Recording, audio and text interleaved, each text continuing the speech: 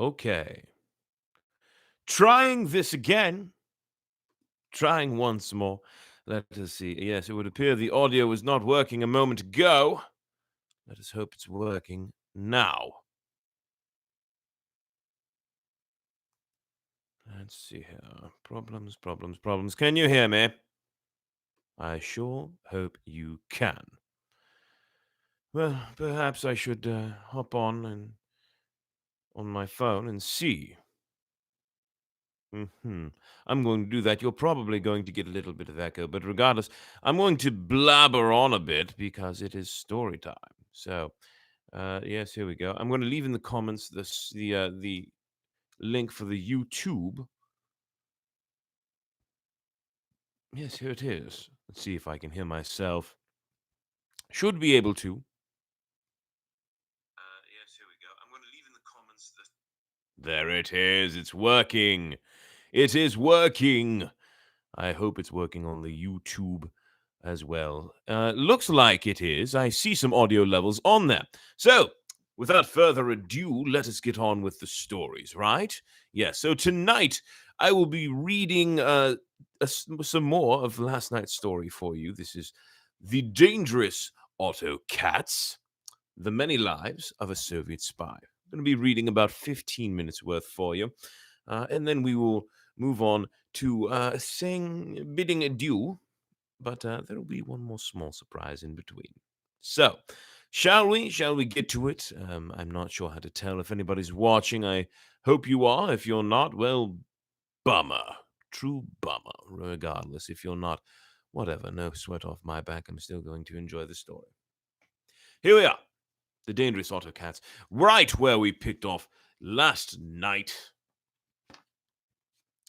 Yes, here we go. In the chapter Mr. Coward and Mr. Katz. And we will go until 12:20. Yes, 12:20. That should suffice. Maybe 12:25. Somewhere in the 12:20, 12:25 range. Here we are. The virtually undisturbed surface of Parisian social life during this period of the phony war concealed murky undercurrents. For some years, the French capital had been a battleground for the forces of left and right as Stalin secretly struggled for control over France. Shortly after Britain declared war on Germany, the former communist agent Paul Willett was detailed to join Coward's staff and make contact with some of the less reputable figures during drifting around the French capital, among them Otto Katz. Willett had previously worked with the Czech agent through his underground missions for the German Communist Party and his activities on behalf of the Soviets in America. Indeed, only months before they had met in Paris, Katz used Willett to courier funds from Hollywood and also sought his help in tracking the renegade American communist agent Whittaker Chambers. Yes, Whittaker Chambers. Despite these past associations between Willett and Katz, it has been suggested that it was on Coward's initiative that the Soviet agent was contacted. According to this account, the meeting was proposed by a mutual friend, a German star discovered by Otto Katz and Noel Coward's own darling Achtung, Marlene Dietrich. Like so many of her compatriots, Dietrich had avoided Germany since Hitler took power in 1933. The German chancellor, she said, was not a normal man, not a normal human being mentally. Not a normal human being mentally. I had a tough enough time saying that sentence, didn't I? Adding characteristically, goodness gracious, my tongue tonight, that Hitler had a tick for her. Dietrich could have suggested the meeting. If she did, it raises some interesting questions about the nature of her relationship with Otto Katz. It is more likely, however, that the meeting was contrived by Paul Willett. In either case, it was propaganda that brought Coward and Katz together. Propaganda, which infiltrates the soul, is a deadly and often invisible weapon, and is an important part of the Katz story. It had come into its own during the First World War when men like Coward's boss, Sir Campbell Stewart, had set about demonizing the Hun. Images and tales of those beastly baby bayonettas had done much to spur the Allies toward victory.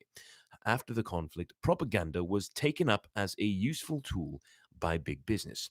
But it also remained the means by which opposing powers sought to mask their crimes and impose their vision on an unsuspecting world. In 1940, it was clear that whoever could break the resolve of their enemies stood a good chance of coming out on top. However, over lunch, the purposeful and dapper head of the British Bureau in Paris started seeking guidance on how best to distribute disheartening or damaging information to the Third Reich.